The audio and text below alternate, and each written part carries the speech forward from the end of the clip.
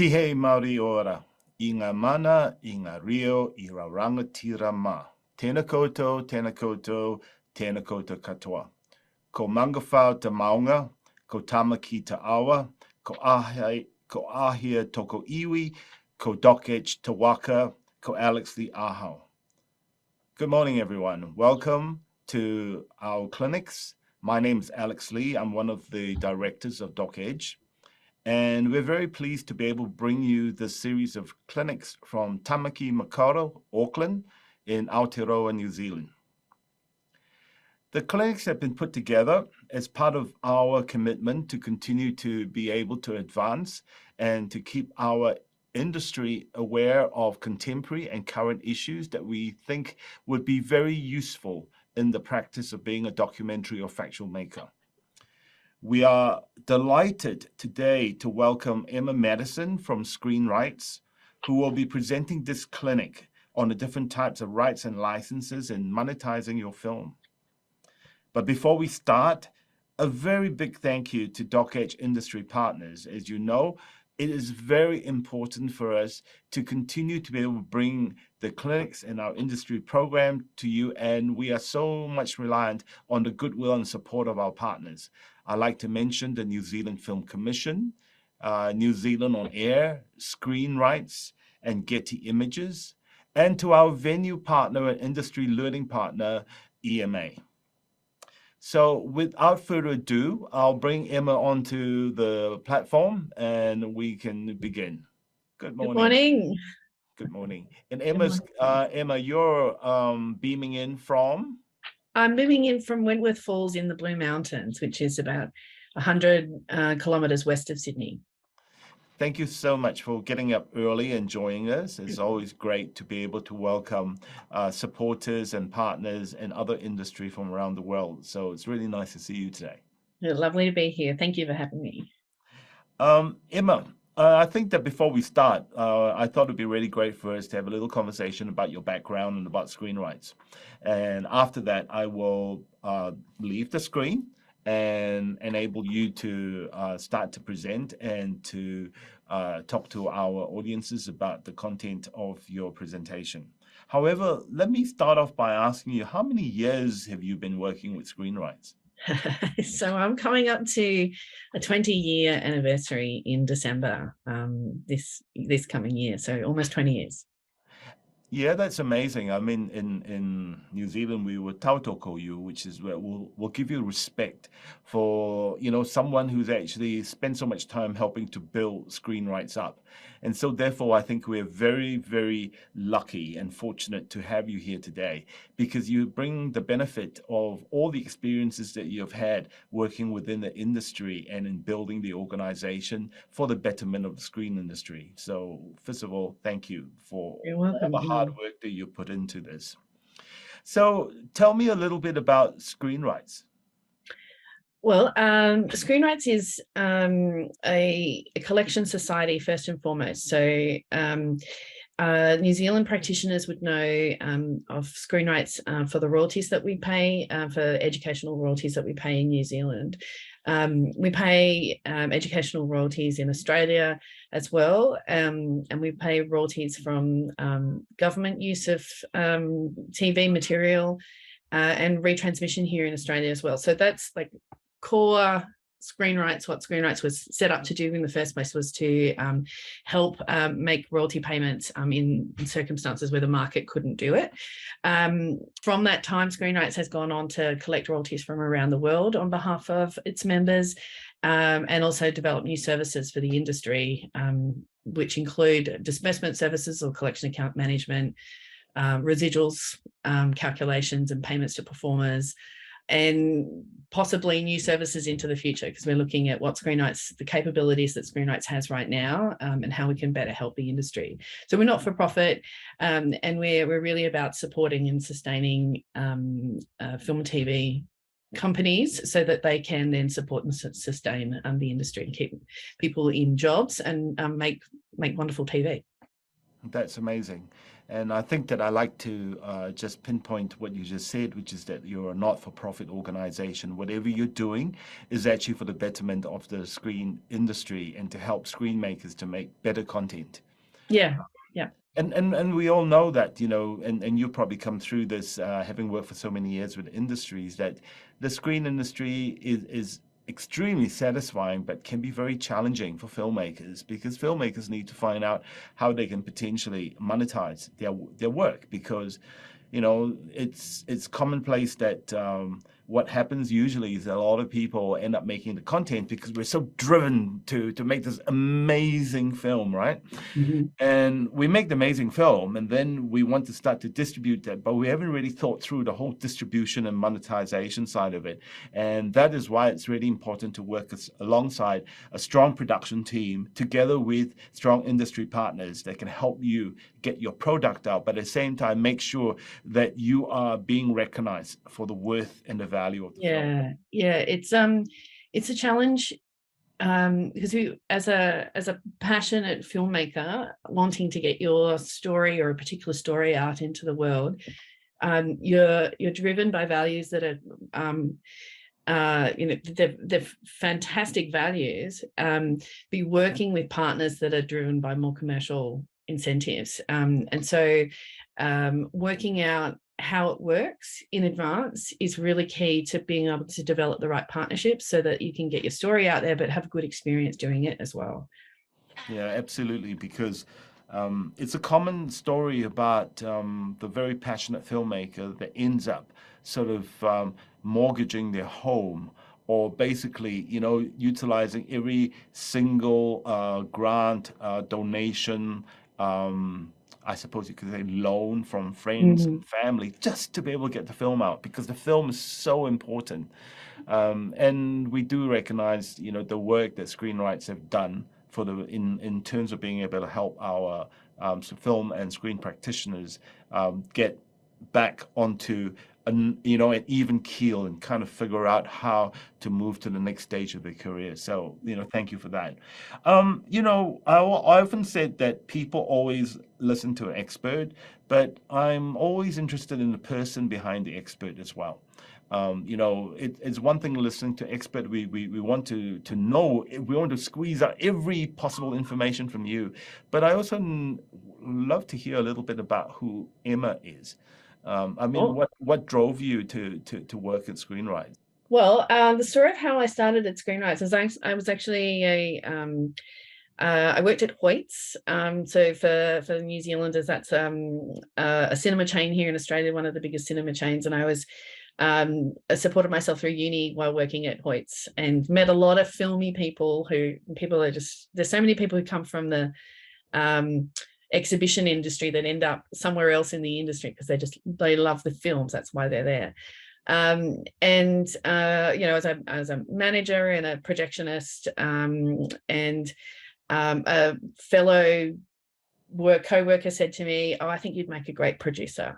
Would you like to produce my short film?" I'm like, "Oh, what does a producer do?" And so I started investigating, and I did find that I had skills that would, a range of skills that would be really great for a producer. So I started studying film and TV just to find out a bit more about it. And through that, met people. Someone suggested a job at Screenrights. I ended up at Screenrights. And I started in a junior role at Screenrights. So it was helping all of our members fill in their forms, make sure that they had everything registered, make sure that they were in a good position to get their royalty payments. And through then, I've done numerous roles at Screenrights. But I have I guess a technical side to the skills that I have. So I like, developing websites, and I can code, and I can do design and things like that. So I ended up in roles over time that ended up scoping out our internal systems for distributing royalties. And so over the time of leading our member services team through to where it is today, we went from paying around 10,000 royalties a year to like 4 million. I think we're going to release at the end of this year the number of programs we're going to pay. And our systems had to be re-architected and redesigned, and I ended up being the person to kind of work out how to do that. And yeah, so I ended up across the years as head of product, and also responsible for our new businesses that we've developed along the way. It's been fantastic. You know, it's great to work for an organization where you have agency in your role and opportunity, and you're helping an industry. It's a fantastic industry to work in, so I couldn't be happier. That's amazing. And you know, just to say that when we come back later to Q&A, I am going to, you know, ask a little bit about because you've had such a long range view of the industry. What are some of the opportunities and challenges for filmmakers and for Screenrights? But we can talk about that when we do the Q&A, because right now we've got a whole group of people waiting to hear about how they can, you know, work in the area and be able to understand the different types of rights and licenses and how they can monetize their content. So without much further ado, I will ask the team here to take me off screen, and we'll begin with your presentation. Thank you. Okay, thank you. And I'd be really interested to hear in the chat people's level experience, so I can make sure I'm talking to where you're at. So if you would like to pop in the chat where you're at in your career, what you're really keen to learn from today, that'd be awesome. I'm going to start with a quick video, as it's a really good primer for what Screenrights does, where we've come from, and what we do now. So it's a quick 1-minute video, won't take very long, and we'll... Screenrights supports the screen industry by taking care of rights and royalties so our members can focus on creating. It all began in school. Screenrights was established to track and collect special payments when teachers copied a program from TV. Later we expanded to licensing pay TV operators and other users in the government. We license and collect in Australia and New Zealand, and can collect from around the world too. And as technology's evolved, Screenrights has too. The systems we've built track huge amounts of data, and we're turning our digital smarts into new tools and services to help creators spend less time in spreadsheets and more time in production. Learn how Screenrights supports screen business at screenrights.org. As Alex kindly introduced, my name's Emma Madison. I'm the Head of Commercial and Industry Services at Screenrights. And I work in the Industry Services team at Screenrights. So Screenrights has about 35 people, and there's two main teams that filmmakers could interact with. There's the Member Services team, who look after all the royalty payments from education and government and retransmission. And they will help people through membership application process if you're not yet a member of Screenrights. It's free to join, not for profit, and we pay royalties if they're available for you. So it's worth joining. The team that I look after is our Industry Services team. And these are the people in our Industry Services team. We like to introduce them because knowing who you're working with is hugely important to developing relationships and making sure that we can help you as best possible. Maddie is our disbursements manager and looks after our residual service. And often when I do these presentations, I co-present with Maddie. So there's someone that you'd see often on webinars, and behind the scenes, Gail and Mariana help our clients and their members out with their queries. So this particular team looks after the services. In that video, we had where Screenrights came from, and then we had these new services that we were building. And this team looks after those new services. So we look after the disbursements business. So this is collection account management for film and TV.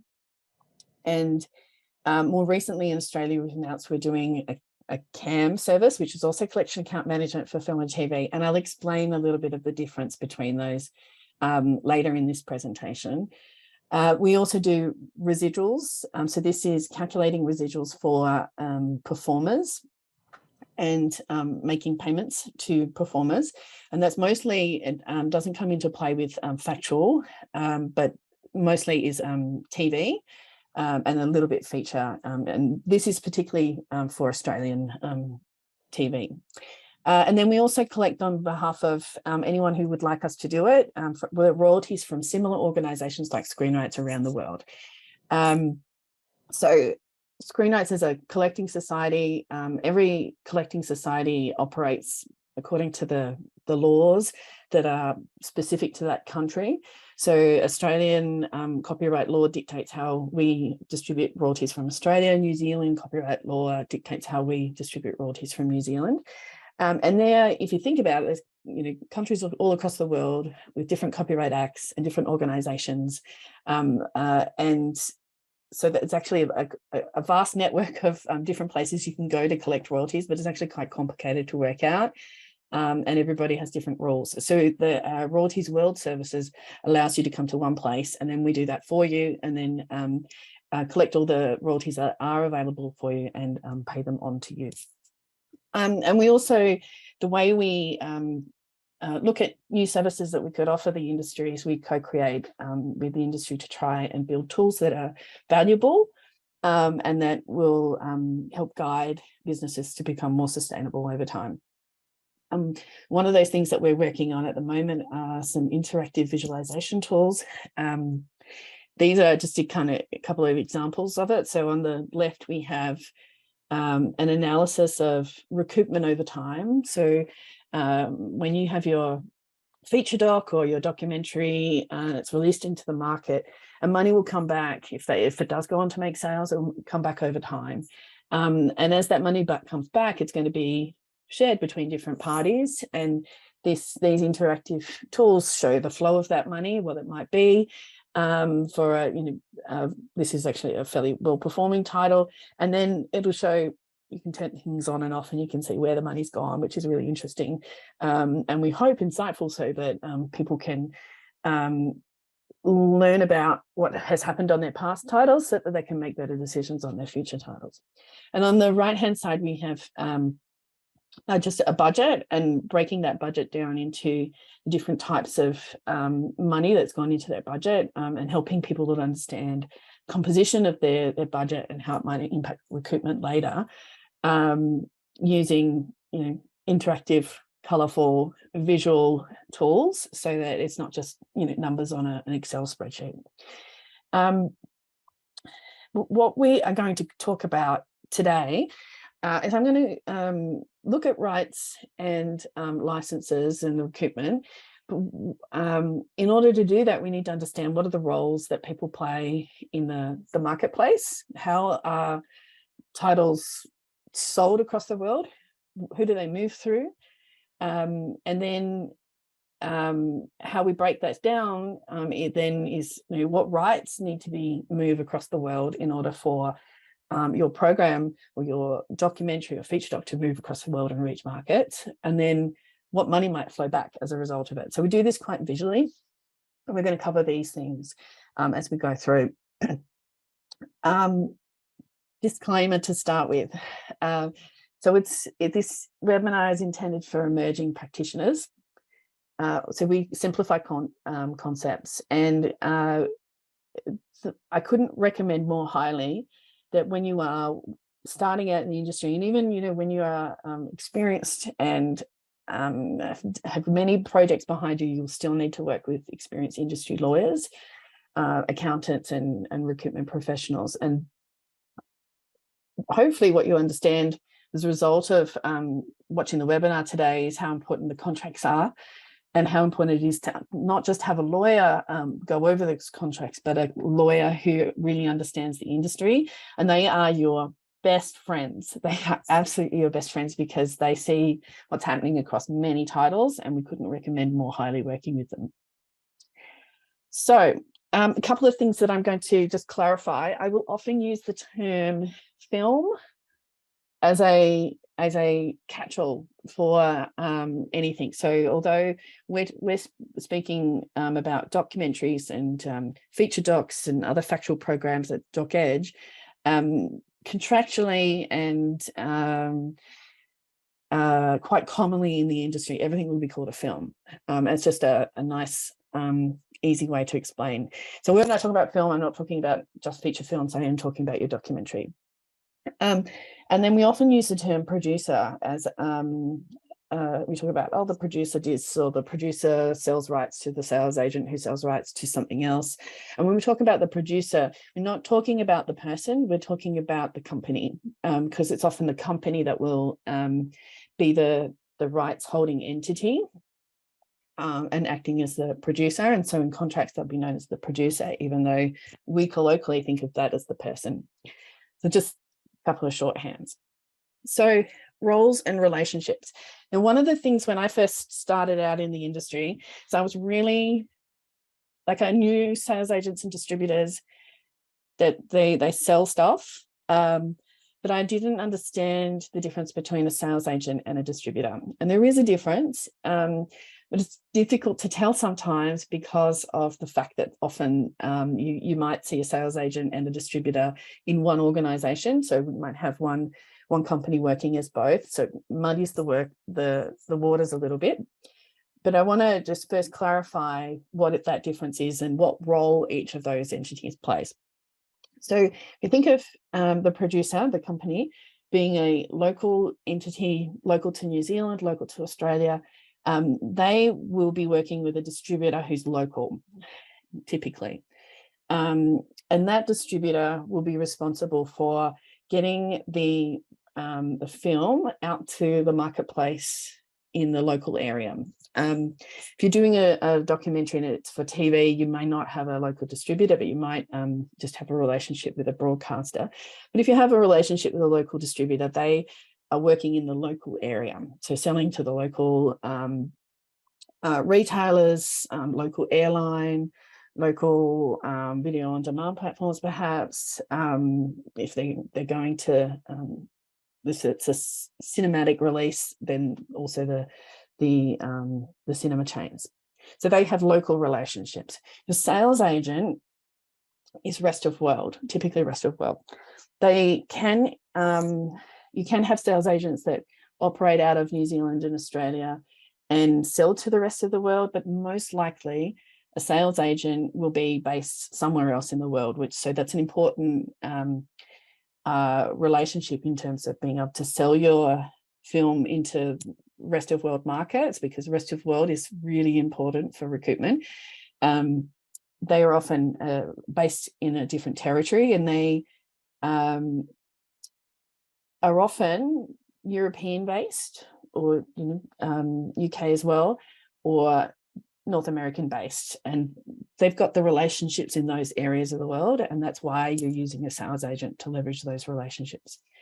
And then the sales agent is a middleman. Think of them as a middleman. They don't have, they're a guy that sits and connects up different parties around the world. And then, so a sales agent will sell to a foreign distributor. So a distributor has local relationships in their part of the world.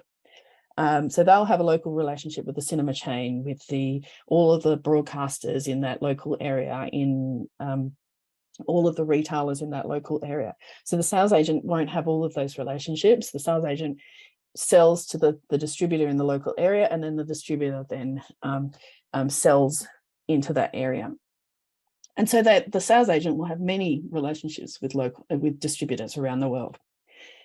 The sales agent can also have direct relationships with anywhere else that's a platform in order to be able to sell your film. And so that includes direct relations to some public broadcasters. So they could be broadcasters in various territories around the world. And they could go, a sales agent might have relationships into cable TV networks, and many cable TV networks. And then they'll have relationships for airlines and VOD platforms. So they've got options. If you think of the sales agent as the producers given the rights to the sales agent in order to exploit the film, and the sales agent leverages all of its options that it's got to sell your film and tries to sell it to the maximum possible value. I'm going to have I'm going to jump off this screen. I'm just going to share my browser for a second, just to demonstrate this a little bit. So this is, I'm not sure if you're familiar, this is a Miro board, but set up so that we can deep dive a little bit. So if I imagine I am the producer and I've got a relationship with an ANZ distributor, but I've popped them based here in Sydney.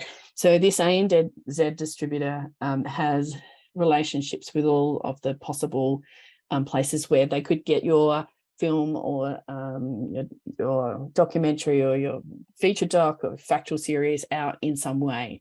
They will have relationships with not just a free TV broadcaster or a pay TV network, but as many of those as possible.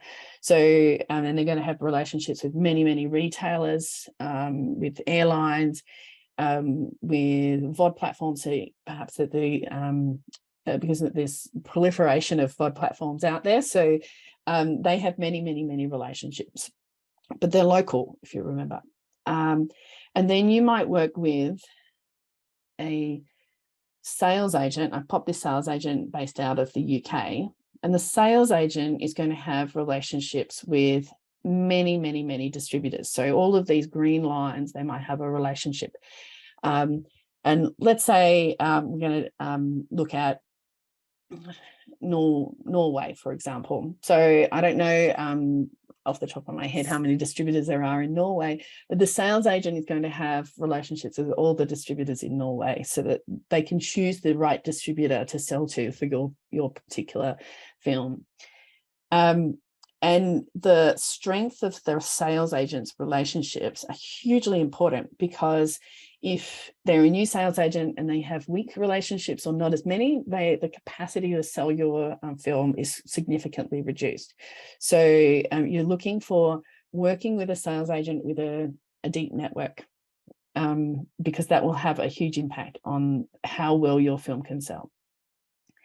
And then if you think it through, so we've got the UK sales agent that might sell to a distributor here in Benelux, and then the Benelux distributor is going to then have relationships with the Benelux territory, all the free TV broadcasters, all the pay TV broadcasters in Benelux, all the airlines and the VOD platforms, the exhibitors. So this type of network exists all over the world. And that's the path through which rights move, and we'll cover that in the rights that might move, and royalties and how they move, because wherever you've got your program heading out and reaching audiences, hopefully you've also got revenue coming back through that network back to you as the producing entity and anyone who is sharing in the benefits of the revenue. You might ask, well, what rights? And that's a very good question, because you might have the right copyrights in a film. You might have the right to exploit. You might have the right to put it on free-to-air TV, or it could be any subset of different rights, and they can be carved out and described in lots and lots of different ways. And unfortunately, in the industry, there's no standard way. There is no standard terms that everybody uses, because I like to think of this as what I would describe as rights engineering by lawyers, where lawyers will try and describe something in a different way so it captures something else, or captures something new, or limits someone else's ability to do something. So they're always trying to craft new language in contracts, which ends up in rights definitions changing, and then there being no consistency in how rights are described. But broadly, what will happen is that a producer will sign a contract with a distributor locally, and they will be granting the distributor the right to exploit the film in the local territory. And those rights might include things like theatrical. If it's a feature doc, they might have the right to sell to free TV, pay TV. They might have video on demand rights so that they can sell and home entertainment such as DVDs, Blu-ray, which are still relatively strong in Australia, at least. I'm not sure about New Zealand, and airlines. So they've got some rights that the producer is going to contractually assign to the distributor or license to the distributor, and then the distributor can contractually enter into deals with anyone who's going to get the film out to the market. And in those contracts, that's where those rights definitions appear. And if the producer grants the distributor different rights to exploit, the distributor can exploit them. But if the producer doesn't grant the right in the first place, then the distributor can't exploit that particular right. And so there are some ways where a producer might hold on to certain rights that might make sense for to do that. And I'll talk about one case I've seen where that's been really effective for a producer.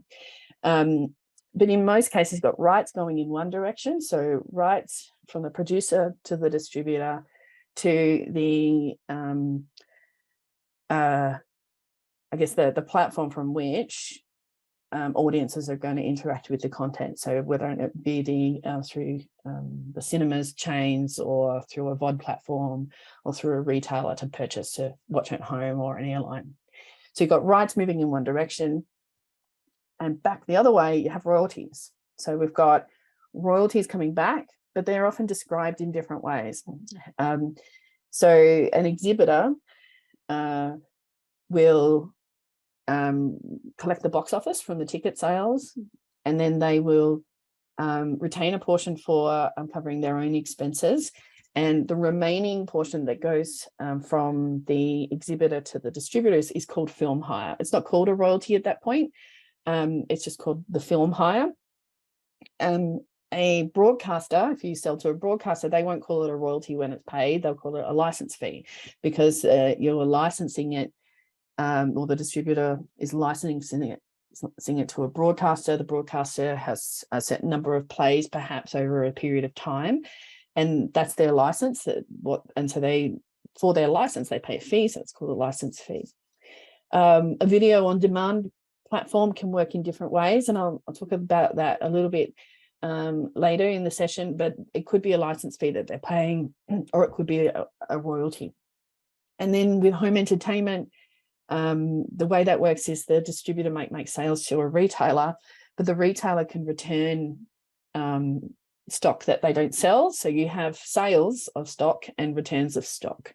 And then with airlines, it works as a license fee. But the distributor paying back to the producer will account for all of those film hire, license fees and royalties. And after the deduction of some expenses, they're going to pay royalties to the producer. And then the producer has the obligation and responsibilities under their agreements to pay to everybody else. So you've got rights going in one direction, royalties going in the other.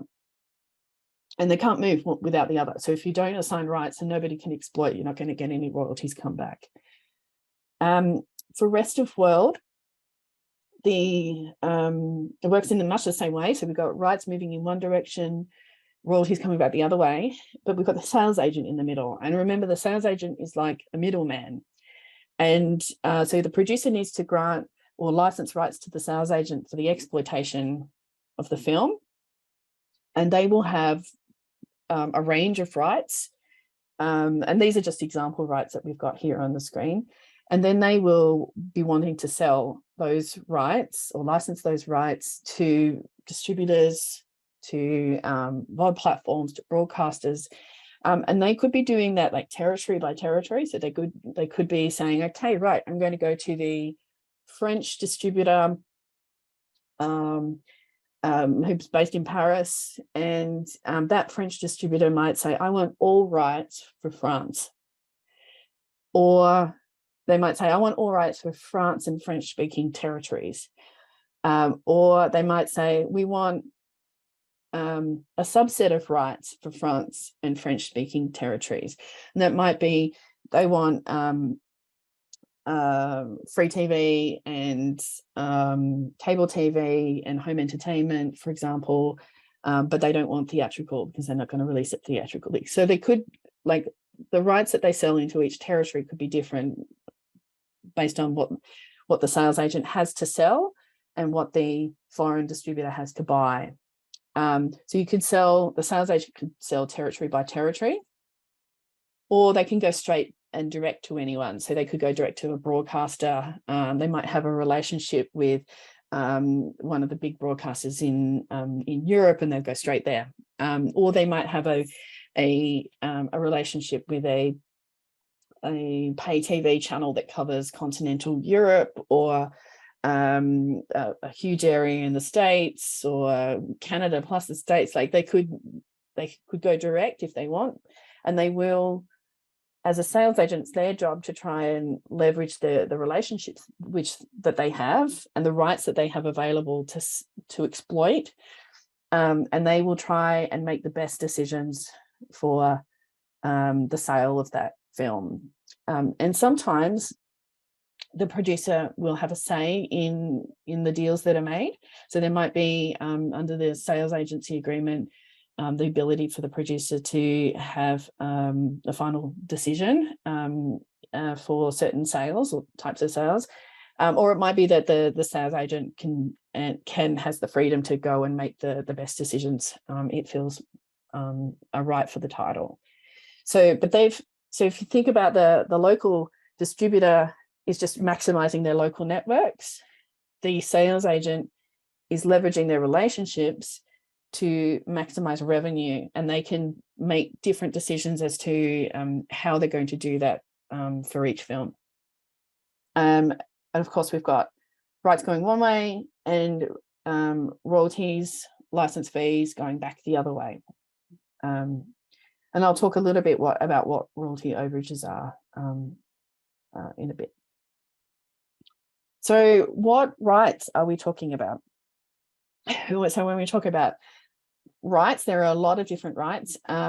There's a really great, very detailed legal document, but it is produced by IFTA. IFTA is the Independent Film and TV Association in America, and they publish some really great information around rights definitions and territory definitions, because as a way to try and help people come up with some standards. And the way that I look at rights follows mostly in line with those definitions. There's some new rights that don't fit, and we have to come up with new ways of understanding them. But the way that I'm going to present the rights here is in line with those definitions.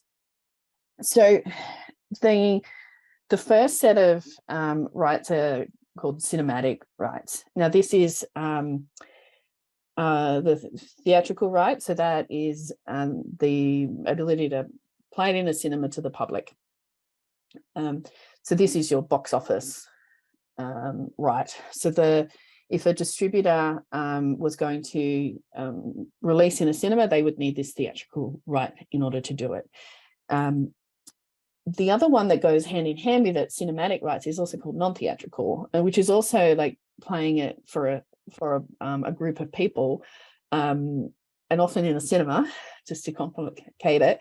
But it's other types of screenings. So when you might have a more guerrilla style release of a film, or impact screenings, it's where you're one by one organizing these small screenings that over time build up to a larger number of screenings and a large number of people viewing your film. So this is outside the regular cinema network. One of the cases I've seen in Australia where there was a film that, I can't talk about the specific film, but there was a film that had a great cultural ties and impact, and they hired they had an impact producer on board, and the impact producer's job was to try and organize these types of screenings. So what the what the producer did is they retained the right to exploit non-theatrical rights themselves.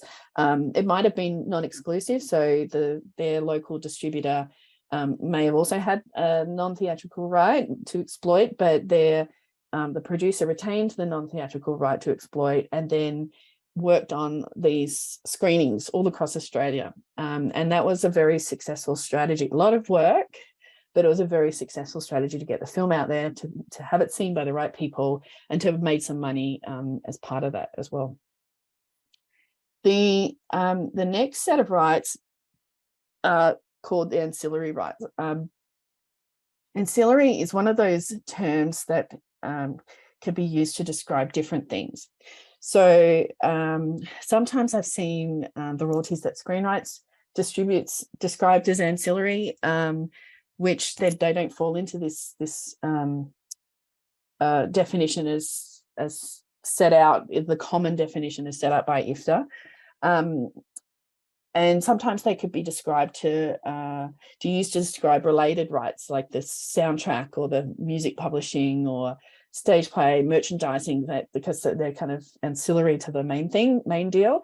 But traditionally, ancillary rights are used to describe the right to exploit the film on an airline. So this is when you go on the plane and you can watch TV on the airline. In hotels, when you go to a hotel and you can choose to watch something that's either paid or something that's provided for free through the hotel just because you're staying in a hotel, and on ships and on trains and on any commercially operated vehicle. Now, why do we bother even with these types of rights? Like this, why do we need to describe them in a separate way? And if you think about it, they're all movement, they all move.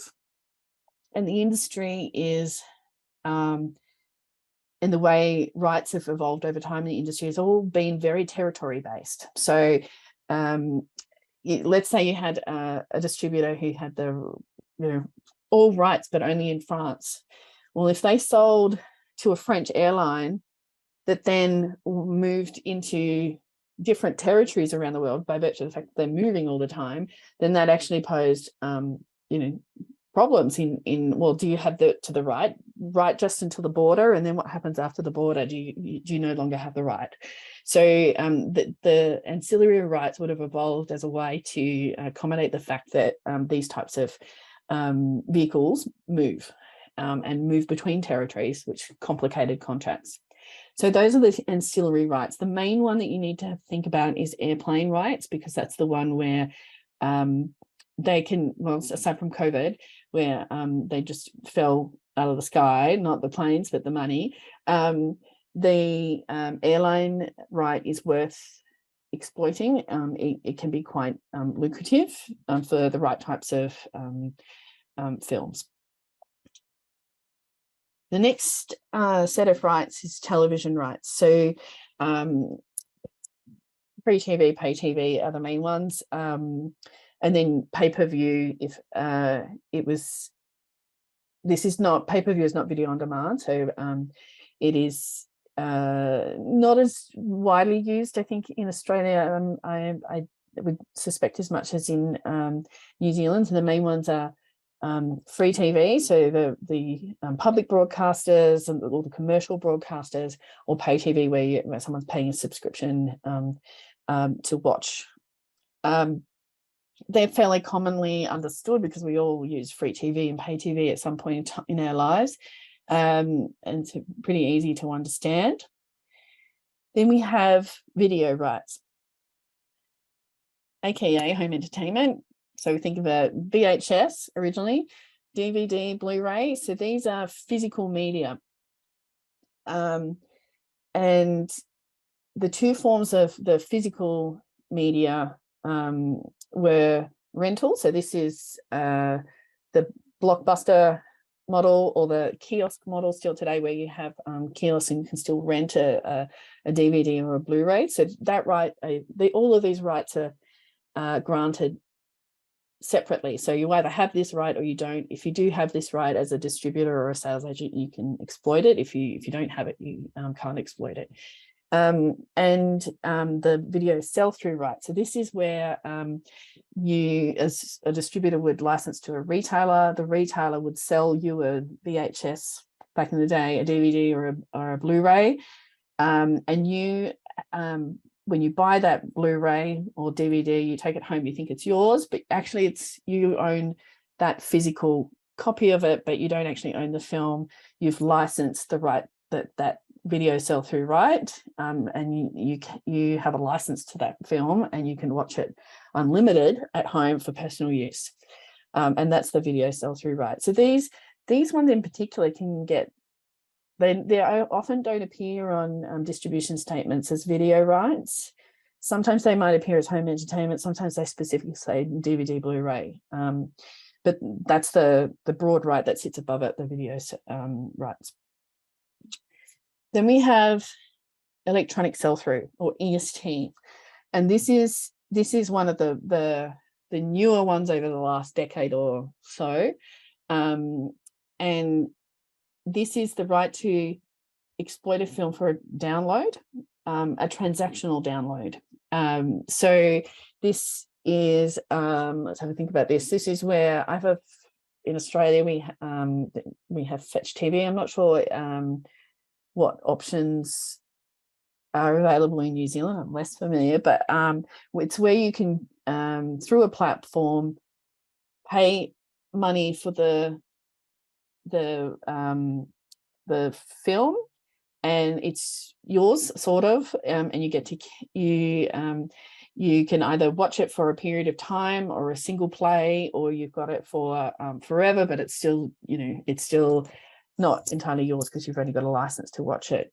So this is single use EST. It's just full, you get to watch it once. Limited use EST is you get to watch it for a number of times or for a certain time frame. And extended use EST, you've downloaded it, and from all intents and purposes, to you as a consumer, it feels like it's yours, but it's really, you've been granted an extended use electronic sell-through license to use it.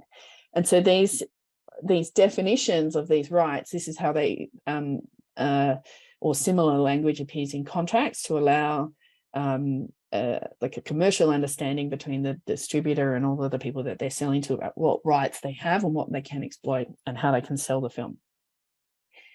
To EST, then we've got the VOD rights, so video on demand, right? So the video on demand rights keep proliferating. So we've got AVOD, FVOD, SVOD, TVOD, BVOD, PVOD.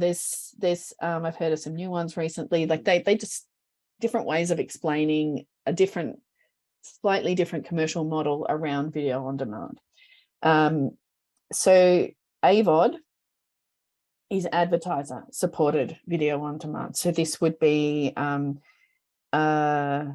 YouTube originally. YouTube still plays ads, obviously, and they make a lot of money from the ads. So there's a lot of advertiser supported video on demand on YouTube.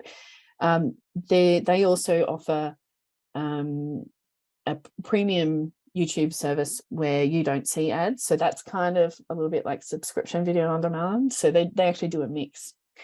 FVOD is the right to exploit for free. So in cases where video on demand is available and nobody's paying for it, it's from the generous and goodness of people's hearts, it's available for free. That would be how it's described.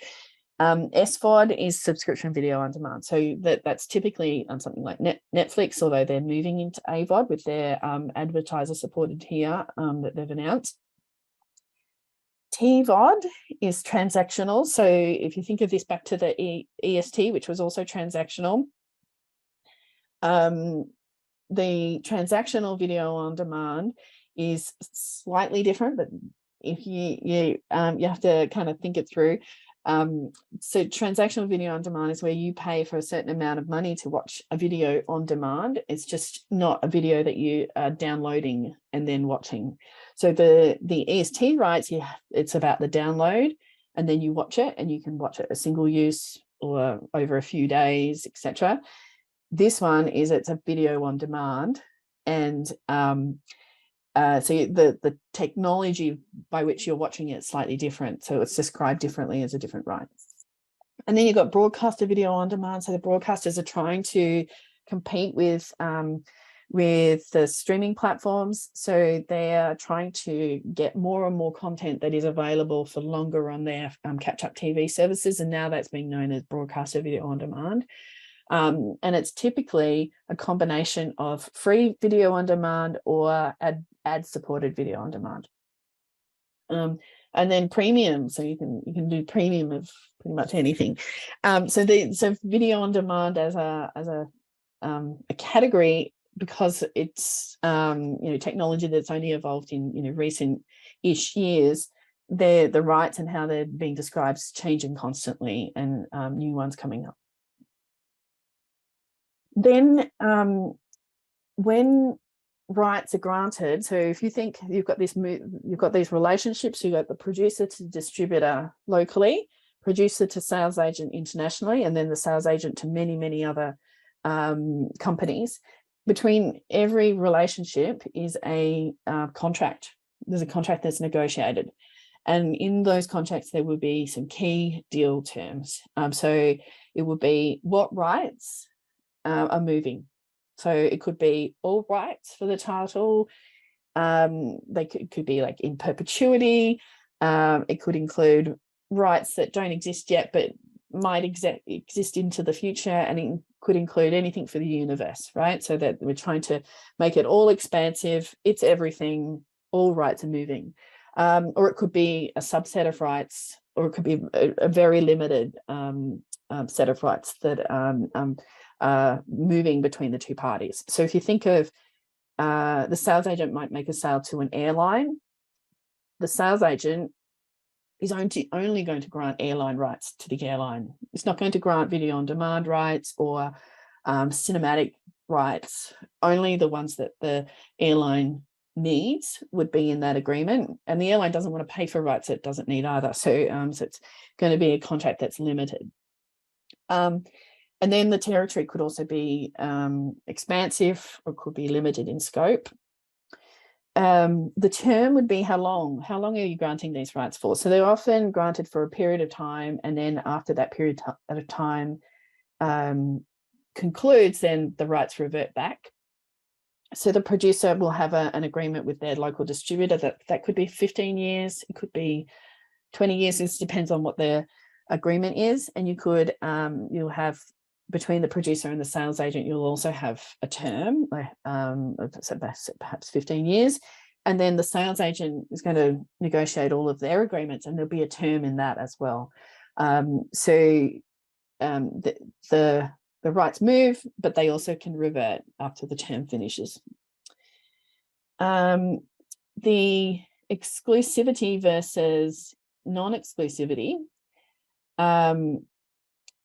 means that if I am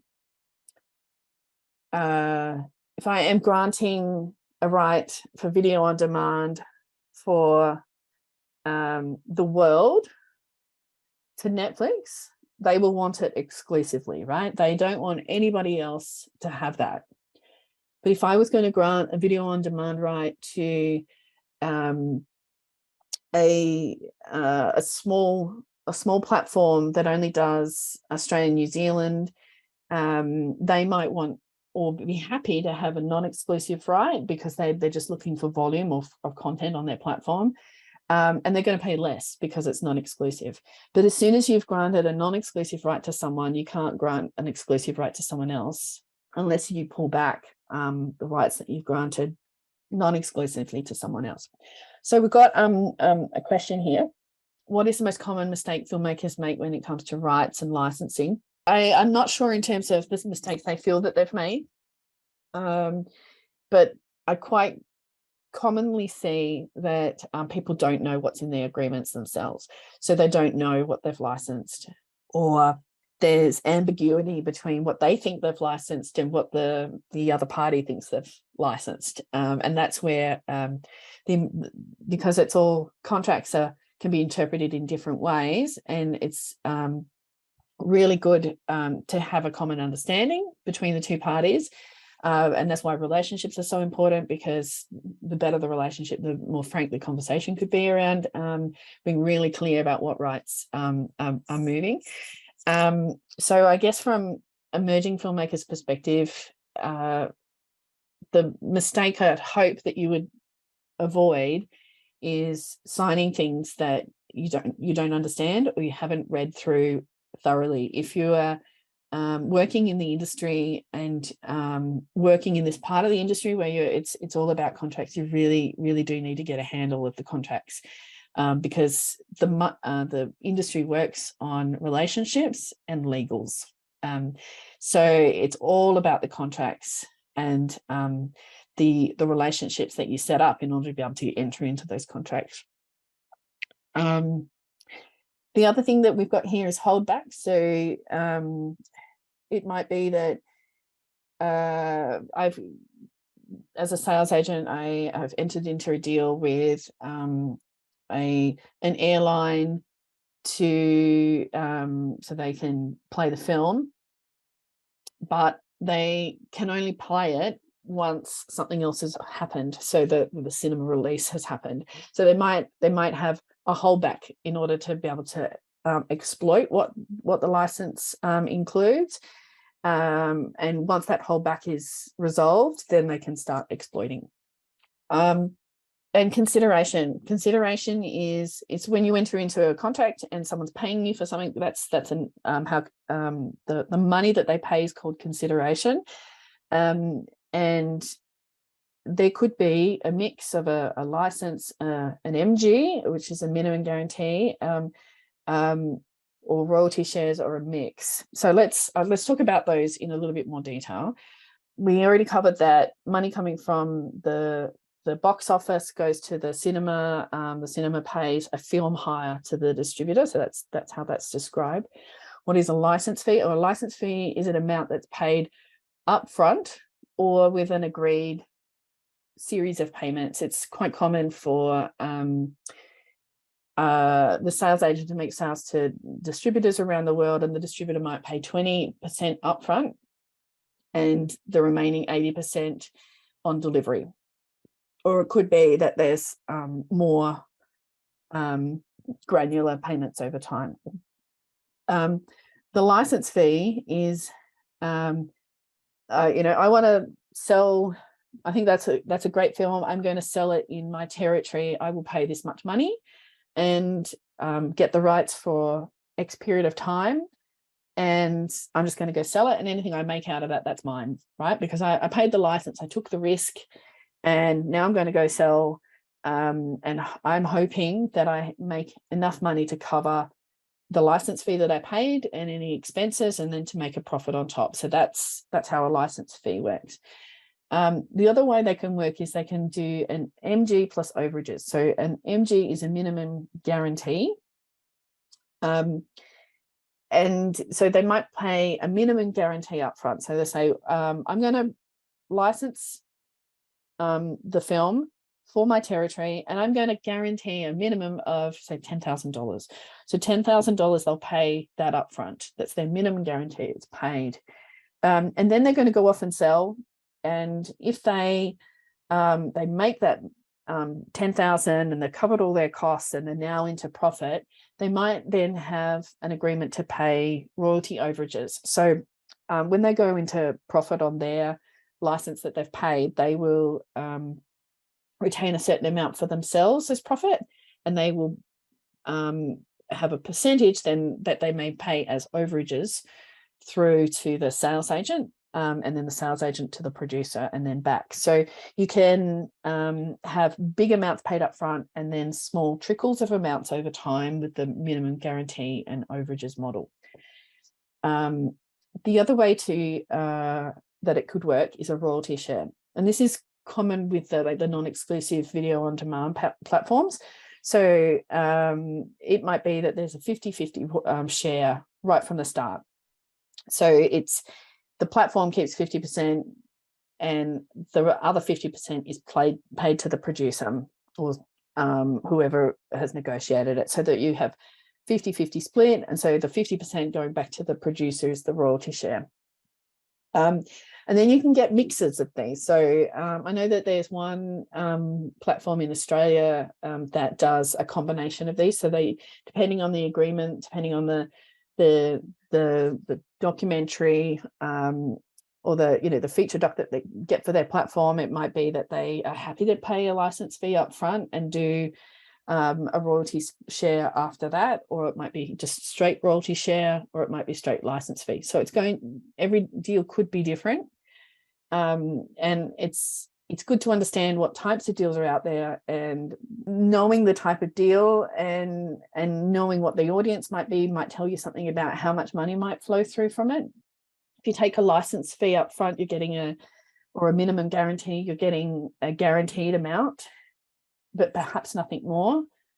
If you take a royalty share, it's a share of whatever happens to be made, and whatever happens to be made, and the performance of the film, that's how it's the performance of the film, right? We can't impact that too much, and so you're putting the risk reward in the hands of the performance of the film, and you're not going to get your minimum guarantee, but you will get a fair share of sales that are made. So I'm going to talk very quickly about recoupment, because recoupment, as the money comes back in, is quite complex, and we run webinars on this stuff that goes over 6 hours. So I'm not going to go into the detail of it. What I want you to take away from it is the general understanding of what happens, and then once you have that general understanding, you're in a better position to ask questions. Or good questions along the way. So remember, we've got the rights going in one direction and money coming back the other way. So when money comes back the other way, the distributor is going to deduct expenses, and they're going to deduct their commission.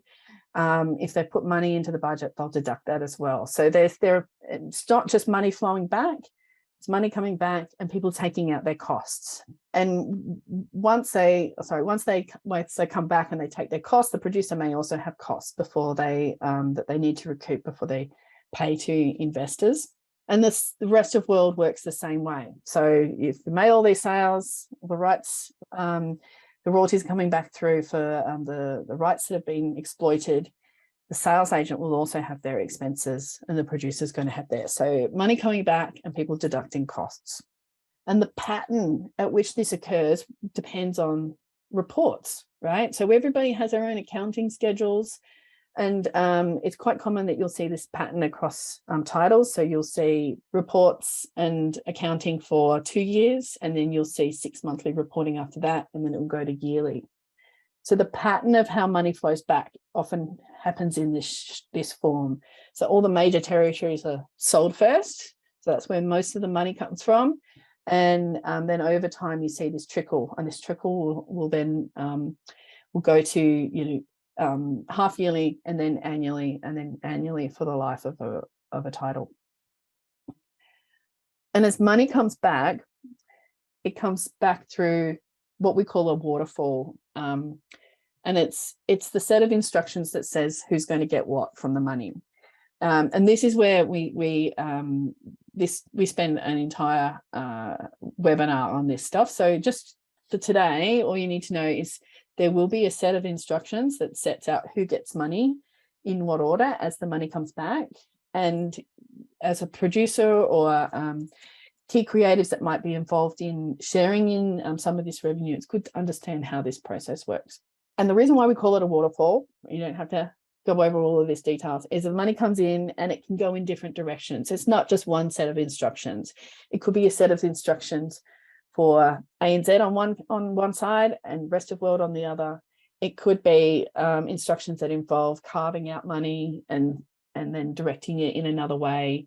So think of it as money coming down and cascading across a waterfall. And that's why we call it the waterfall, because it can cascade and it can go in different directions. Finally, because recoupment is it's a bit complex and it happens over many, many years after a title is produced, it's it's quite common to appoint someone to do it for you because you want to go off and make your next film, right? So you want to be off doing the super creative endeavors and working to get that next film into funding rounds and getting funded and produced. So outsourcing this type of thing is something that is quite common. And there are two main methods, and I'm just going to show you this, and this is the last thing we're covering before we're going to go to questions, is that there's two things. It was one we called a collection account manager, and then there's one called a disbursement account manager. So Screenrights does a disbursement one, and we've recently announced that we're doing a collection account manager one. So I want to explain this kind of difference to you. A collection account manager is appointed by all the parties to that are entitled to some money along the way, right? And they put in place a collection account manager, and they set up a bank account, and they say everybody who is going to pay money for this, pay money into the bank account. And that means that the sales agent never holds 100% of the money. They go off and they make sales, but they all the sales and the proceeds from the sales go straight into this bank account that's like a trust bank account, and it's only for that film, and you've got a third party appointed to manage it. And that means that the sales agent only gets the bits that they're entitled to, and they can't hold on to the money. And the same with the distributor. The distributor pays money into the bank account, and then the collection account manager pays everybody in accordance with all of the set of instructions. The other type of way that it can work is a disbursement service. And because they're both type forms of collection accounts, it's a bit difficult to understand how they're different. But think of a disbursement service as a more local arrangement. And so you have all the sales being made, but they're going to be paid to the sales agent. And then the sales agent is going to deduct their expenses and their commission and their advance, and then pay the remainder into the collection account. And then from there, it works the same. So the only difference is how the collection account works with the sales agent. And the main reason why people might choose the first option over the second option is the fact that the sales agent never holds onto 100% of the money. So it protects against the business risks of the sales agent. And it also means that the money flows through faster to everybody. But that is the final thing that I was going to cover. And I think now we are going to head back towards bring Alex back on the screen. But like I said, we cover a lot of detail. If you don't work in this part of the industry, it can be quite intimidating, the amount of detail. So we run they're really cheap and accessible webinars on recruitment, and over 6 hours cover this stuff in more detail and allow you to really have that knowledge kind of sink in, because it can be a lot to wrap your head around. Wow. Thank you so much. I mean, I remembered when I was a fledgling producer and a director, and trying to navigate through this was just an absolutely nightmare, because it really was looking down a deep dark hole and just not knowing how to get to the light at the other end of the tunnel. And you have actually provided us with a lot of information, and I actually do encourage all our film practitioners actually logging in, and we will also promote this to sign up for some of the other seminars that you might run, because it is absolutely essential that you do understand this process, because it's not all about just making a beautiful film. It's also about understanding the contracts. I think I take away a number of things that you've said, which is like, make sure you understand your contracts, read your contracts, just don't sign at the bottom of it. You don't understand it, go to a lawyer, go to an experienced practitioner, get them to break it down for you so that you know exactly what you can or you can't do, and what to expect and what not to expect. Yeah, absolutely. I was absolutely fascinated as well by your discussion about recoupment, because I think that most of the people sort of sell the film, or they give it to a distributor, and then they say, when are we going to see the money? They think the money is just going to suddenly start coming in, but actually you need to have systems that enable the money to be brought in. And I know that in my previous experiences, I've often used a DAS system. Yep. And I'm very excited about the fact that you guys are taking on a CAM role as well, because I think it actually, I mean, there's no disrespect to sales agents because they do a really great job. But obviously, when they do collect the money, it gets somehow stuck for a period of time. And all you're wanting at the other end of it is those of us with mortgages and loans to pay off. We just want to be able to pay off as soon as possible. Yeah. So I think that's really useful. I was wondering whether or not you've seen any changes or have you had any thoughts about how blockchain is going to affect? Blockchain. Yeah. So in around 2017, I got really interested in, okay, I've heard about blockchain for a while. How can it be used to facilitate faster payments? And I actually did a 6-week course through one of the big unis around the world around blockchain to really explore it. And blockchain is, for those who, fundamentally blockchain is a ledger, right? It records transactions, and there are various blockchains that can use smart contracts. Smart contracts are no, they're not contracts and they're not smart, right? They're pieces of code that can execute and make something else happen. So on a blockchain, in theory, you could set up the set of instructions around how to pay, have money go into the blockchain, and a smart contract execute these set of instructions and have everybody paid. And so that was appealing to me. And I went down a rabbit hole for blockchain and tried to explore it. What I found is that the technology is there. You, instead of placing trust in companies and individuals, you actually place trust in the person who codes those set of instructions. My experience is those set of instructions are never quite perfect, and that it's really hard to know upfront that you've interpreted them appropriately for everybody. So that, I think that's a challenge. And then it involves all the people involved with that film adopting a new system. And adopting a new way of doing something. And so the technology exists and it could do it. But what I feel is that there's this stakeholder management problem, trying to get everybody across the industry to adopt one platform in order to be able to make it money flow faster. And that the lack of, I don't think there's a will there to do it. And I think that the stakeholder management problem is the biggest challenge to getting something like that working. And it's probably insurmountable. But there might be there is a collection account manager out of the UK that does blockchain collection account management, but really they're using the blockchain. There's still one company that you're dealing with. You're not really dealing with a system that replaces the trust of having to work with individuals. So I guess I got excited. I went down that rabbit hole, and then I like pragmatically couldn't see how it was going to work.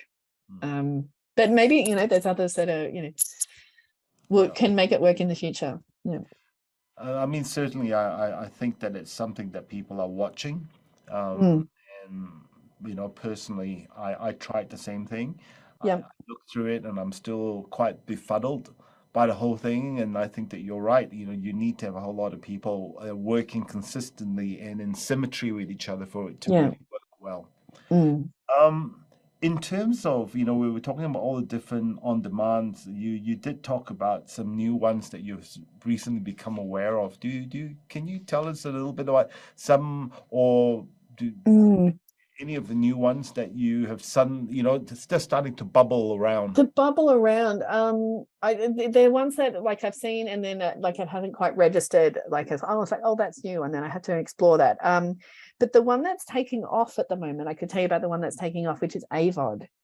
AVOD's been around for a while, and companies have been focusing mostly on SVOD. And all of a sudden there's this big shift to AVOD, and it's quite pronounced in the States, and I imagine that it's going to become more pronounced over here over time. So money to be made from SVOD is it's like you get an amount up front and you don't see much from it, but AVOD, there can be continual payments over time, and that seems to be the model that's rising in prominence.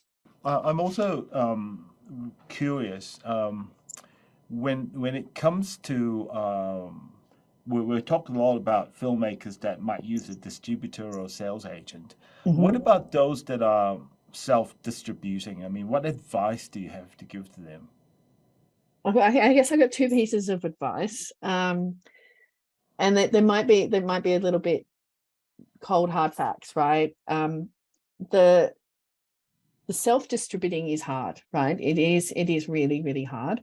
You're basically taking on a new job, and that new job involves a whole set of skills that you may or may not have, and that the relationships, like, yes, a sales agent and a distributor will take a portion of money, and that yes, they operate in more commercial ways, and maybe the deal's not entirely fair, but they have skills and they have relationships that are already in place and that they can leverage. Like, so a sales agent doesn't have just one relationship to Netflix. They might have like 7 or 8 different avenues in, depending on the program or the film that they're selling, and work out which way to get the film in. So they bring a set of skills and capabilities that filmmakers often don't have. My advice is to web, like, if you are looking for a really commercially successful film, the ones that you hear of that are outside that network, they're the exception, they're not the norm, and that working within that framework may result in a longer longevity in terms of career. The other thing I would say around sales agents and distributors is they've got they're constantly hearing from what the market wants, so they have insights into what audience will actually buy, and if they're not prepared to put money into a film, it's worth listening to them as to why, because you could be making something that they can't see, that they can't find an audience that's big enough to justify the expense. And you could be spending a lot of time and energy working on something that won't make it to market, or if it does, it's going to disappear in the many films and TVs that are shows that are out there, documentaries. Yeah, and I know those are cold hard facts, but that's the reality. If a sales agent's willing to put money into your budget, that's an endorsement from the marketplace that there's an opportunity. Yes. Definitely, it's very heartening when you get an offer of an MG. But in the field of sales agents, I have to say that over the last 20 years, I've just seen a time when there were hardly any sales agents in documentary, to now going to a market and seeing a sea of faces, everyone say, I'm a sales agent, please use me. Have you got any sort of personal advice for filmmakers as to what they should think about when they are trying to decide who to choose as a sales agent or a distributor? What should they be looking out for? The first thing I would do is, it's quite common in film to have comps, right? So you've got, my film is like, these two other films mixed together. I would find the comps, that films that you feel really indicative comps, not aspirational comps, but like possibly a little bit more realistic comps.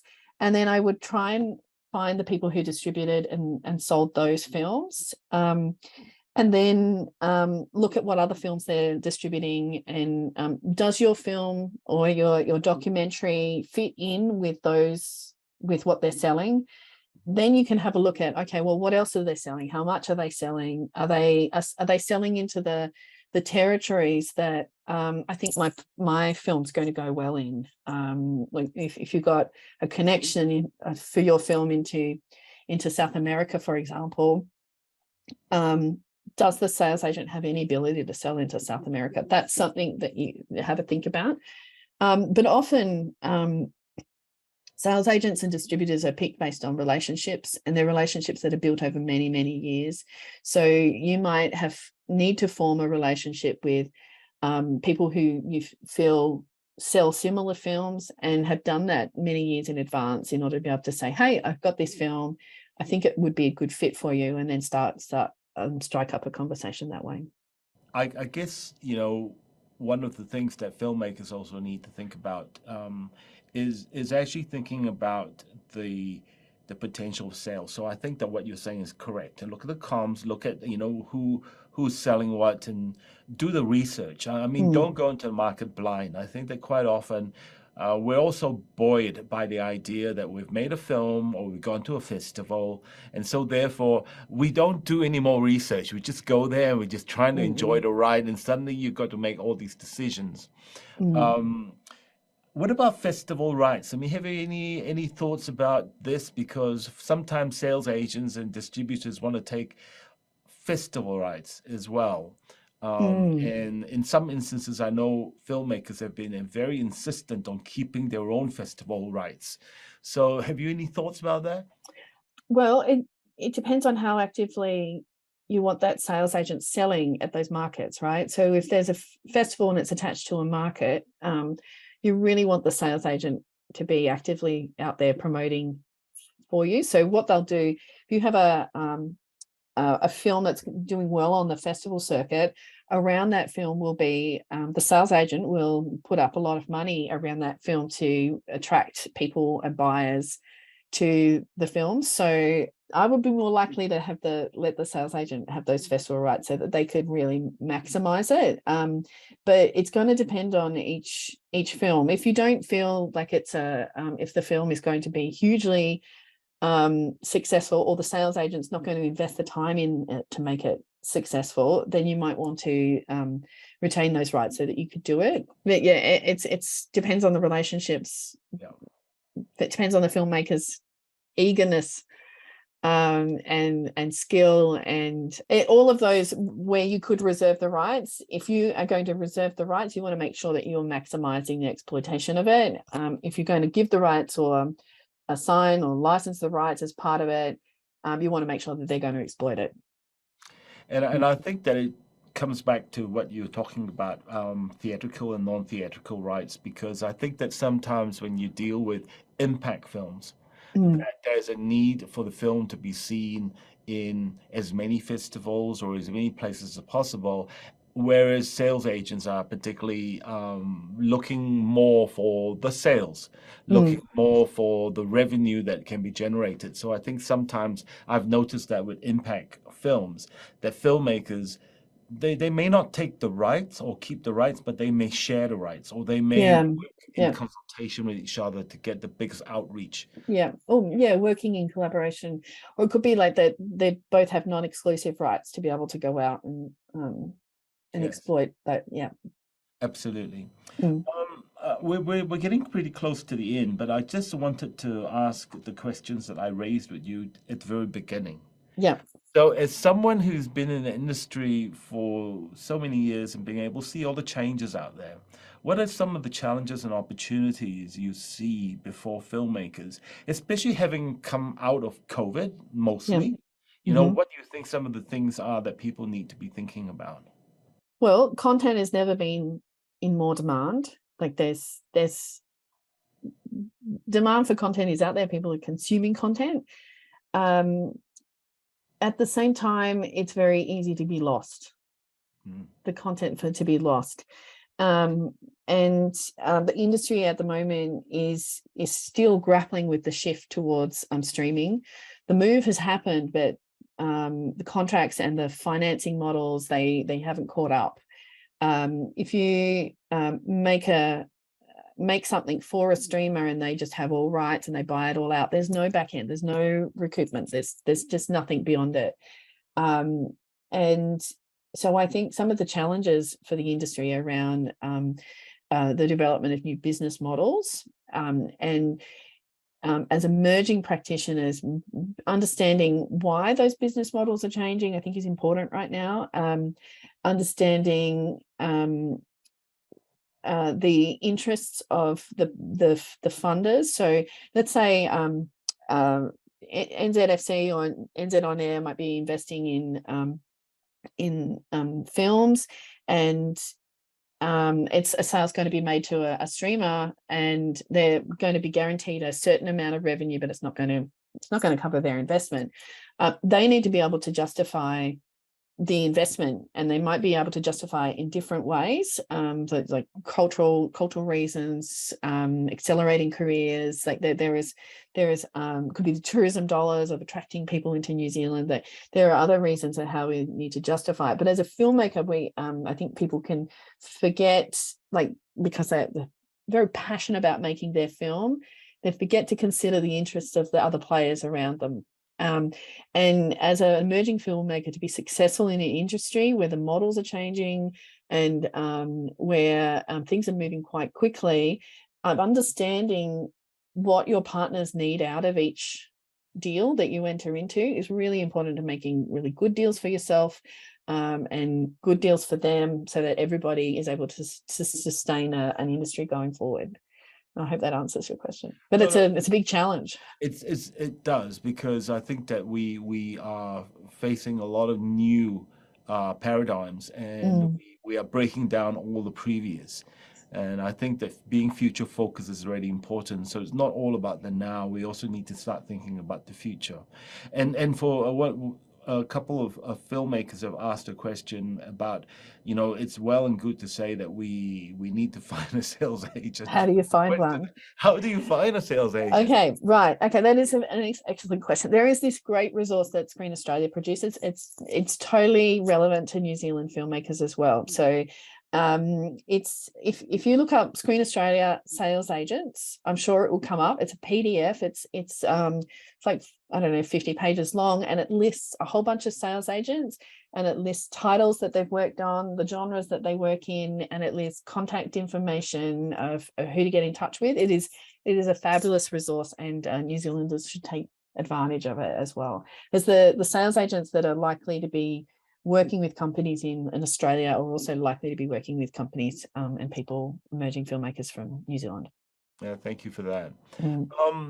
Just to kind of finish off, I got two questions for you. One, can you tell us about some of the give back that Screenrights is doing for the industry, in particular about your cultural fund? Yeah. And I will finish off by saying, what are you going to be doing for the rest of the weekend? What are your passions? My passions, all right. Okay, so the cultural fund is something that Screenrights does. So there's a portion of money that is set aside every year to support projects across Australia and New Zealand. It's not for development funding, it's not for production funding, but it is a fund that supports initiatives that grow the industry in different ways. So there could be, like, the best way to understand our cultural fund is go and have a look on our website, the types of projects we've funded in the past. So they're all out of Australia and New Zealand. They tackle things like how to create and foster stronger teams, how to support individuals coming up through the industry, how to use technology and screen to better connect with education. The initiatives are a wide ranging and exciting that come out of that. So the next round for the Cultural Fund, I think, opens early January. And each year we have a theme. I can't tell you what the theme for next year is going to be, but the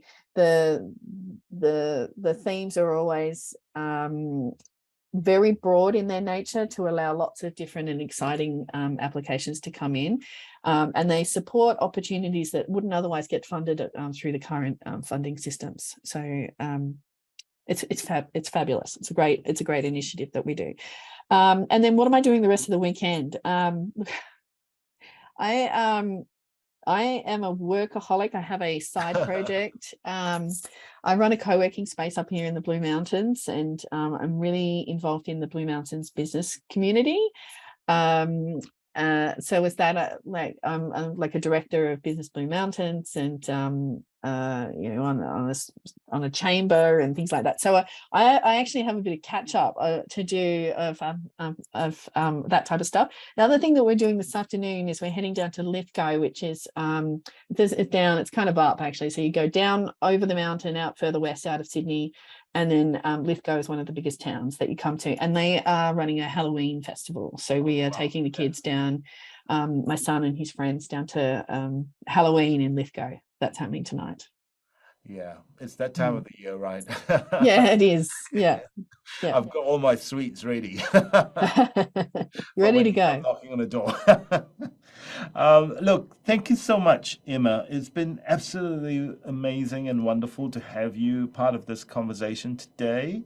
I think that you brought so much, and once again, we always forget about people that are starting out, that don't actually understand.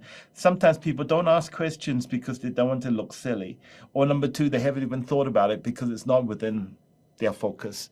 And I think that what you have done today is actually brought them all back to understanding exactly how this sector works and how they should be proceeding with their content and getting your content out there.